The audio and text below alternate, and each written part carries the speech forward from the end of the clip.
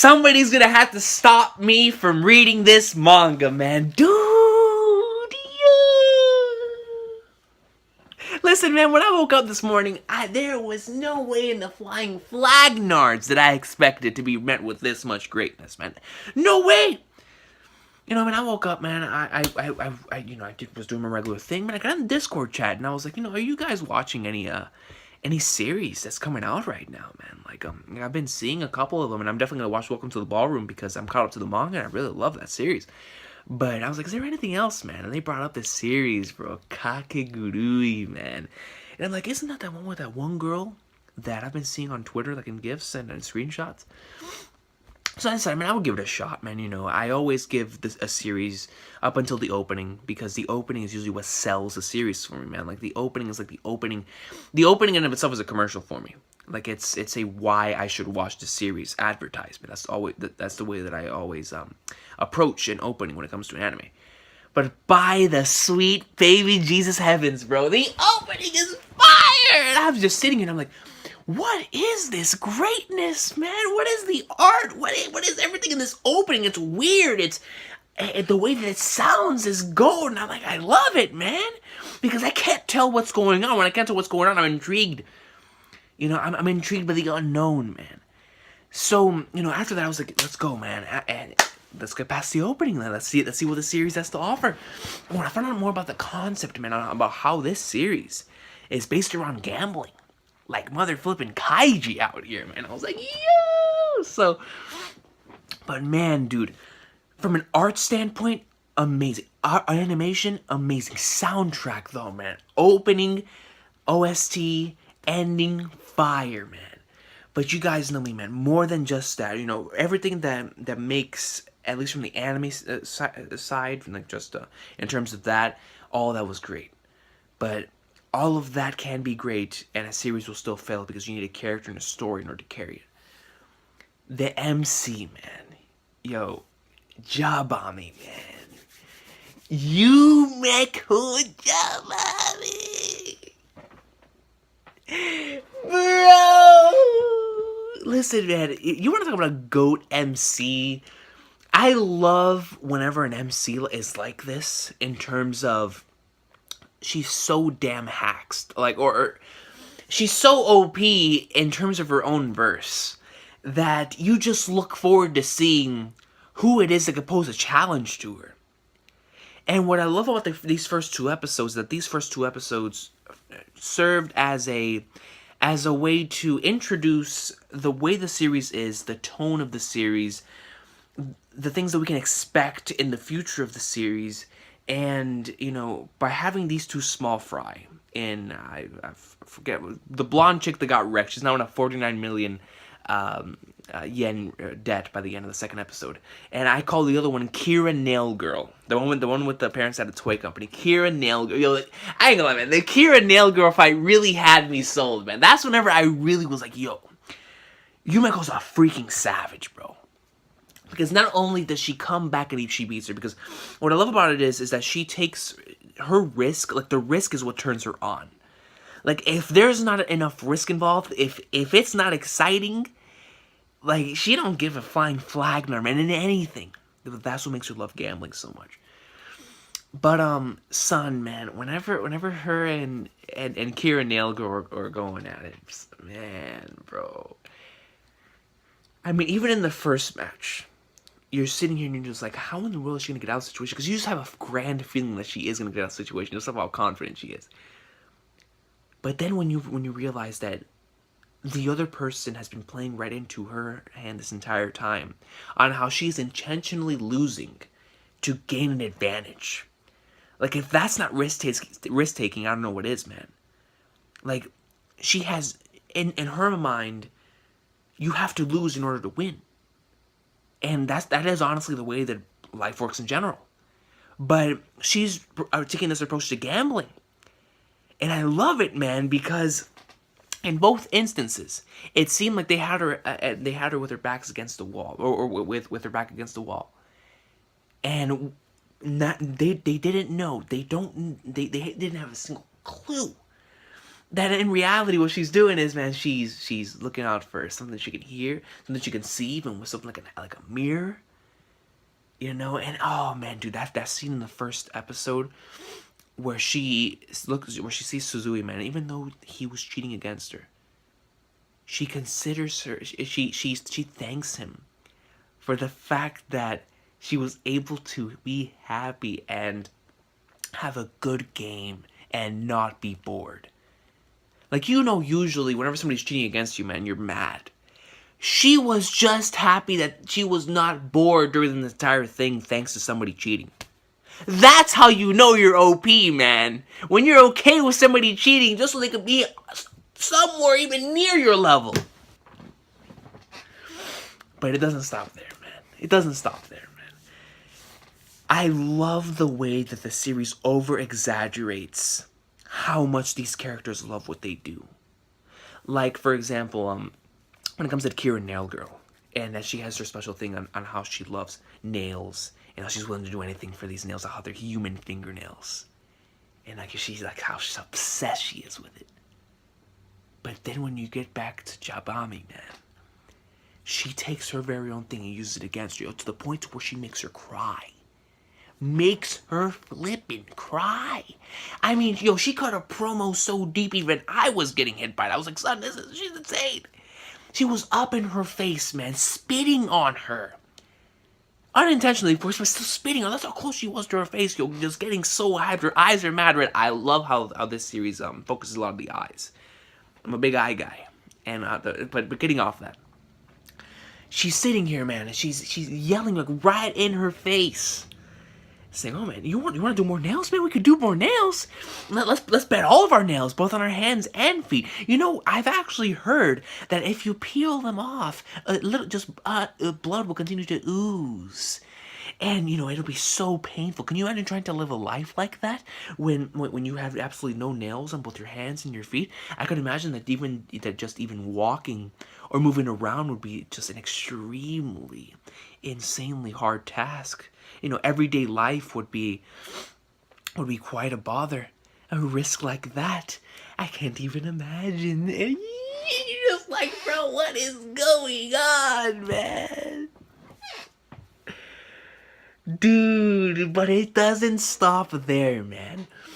You can't have a series like this that's this good without having an opposing group or an antagonist that you can truly fear, man. And from the moment that Suzui-san stated that the president created this school, and ever since, or not created the school, but took over, and ever since then, everything's changed. And I keep seeing the president in the opening, and there at the end of the second episode with everyone around them. I love the character design so much. But little small stuff, like that one girl getting up from the table after Jabami took on the Kira Nail Girl. Small stuff like her taking or her getting up from her seat, going back into the room and stating, you know, the only reason why Kira Nail Girl was even with us is because she paid us for it.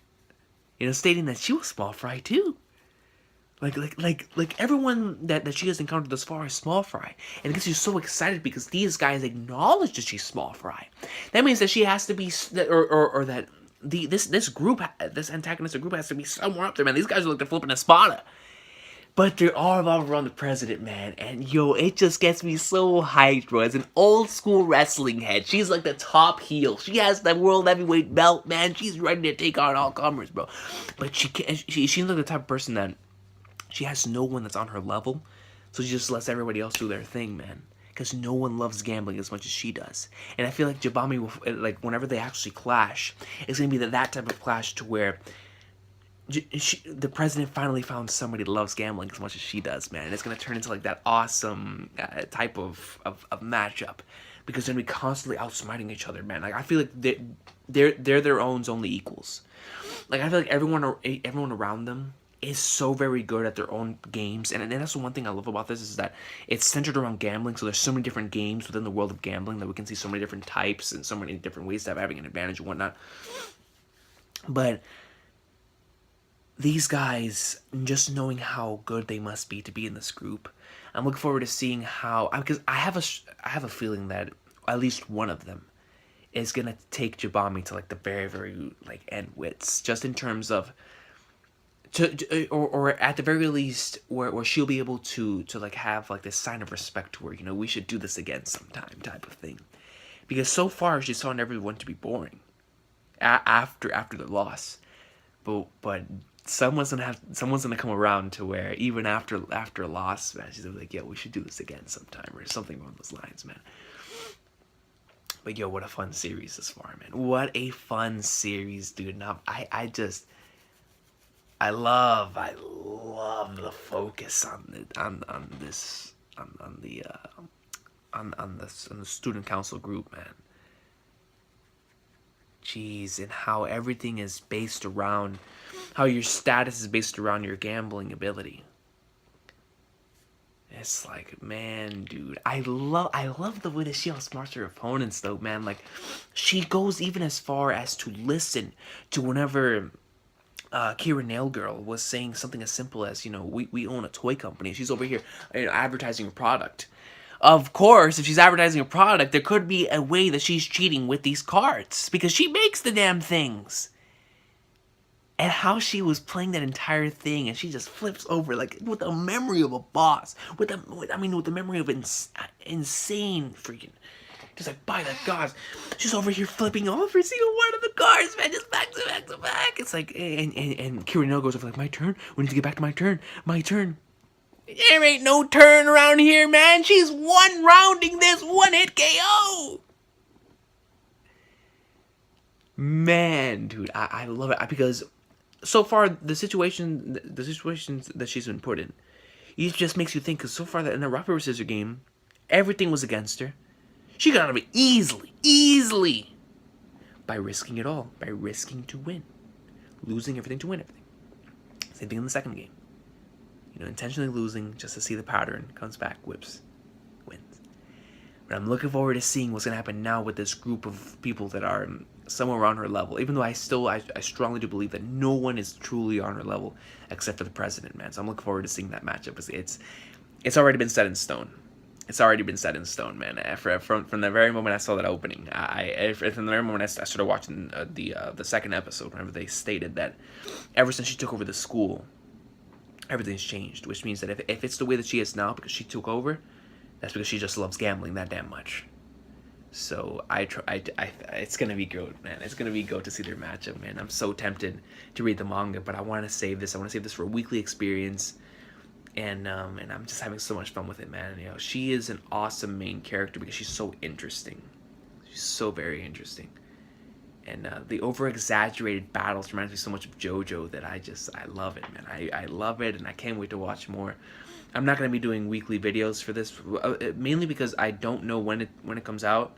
But there's just so much stuff that I'm already behind on that I just want to have this series to, like, enjoy by myself. And, like, of course, like, maybe, like, the final episode or for, like, one of, like, the big battles I'll probably do, like, a reaction for. Or whenever you guys ask for a reaction for, like, one of the big moments. More than likely be doing that. But Kakegurui, man, I am loving it thus far, man. Just in terms of the way that just the concept by itself, man, gambling. But the main character is awesome. The way they're building up this antagonist group is flipping amazing, man. Like, I can't wait to see the types of different battles and situations that come forth from here, man. Already with these 2 episodes, the author of this series has already shown me that he can do a lot of great stuff with this, man. Like, I can't wait. I can't wait for more, dude. And, yo, that group has so many awesome designs. There's an eye patch girl with a gun. I can't wait to see what kind of game she's gonna be playing. There's this girl that looks like I forgot the name of the series, man. Umaru, where she has one of these blankets over her head, man. She's over here playing games. And, like, there's one with a mask, yo. There's, like, this white/blonde-haired chick that has a mask on, but I'm spooked. I'm spooked. And then you have this guy that has flipping Sugita's voice actor, Gintoki. I recognize that on the spot. And I heard his voice. That was the end of episode 2. And, like, all those guys, man, it's just like, dude, man, what kind of gambling, like what kind of games are they good at? And you're just like, they have to be pros, man, at their own specific things, man. Just their design tells you, man. But that chick, I think the two that have me the most interested is the one that has the mask. It doesn't even talk, yo. She just has that, man. She doesn't even reveal her own face. And if that's not a poker face, I don't know what is. I don't know what it is, man.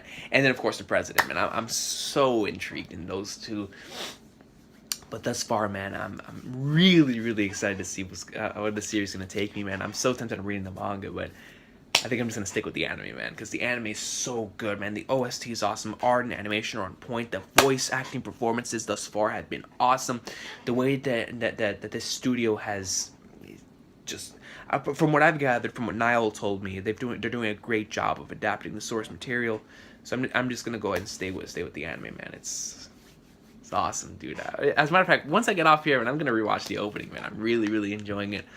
But yeah, man, that's my first impressions for the first 2 episodes. I'm enjoying it so much, man. The way, it's just the way that the game is done, man. You know, with these exaggerations, and it doesn't take itself too seriously. It has fun.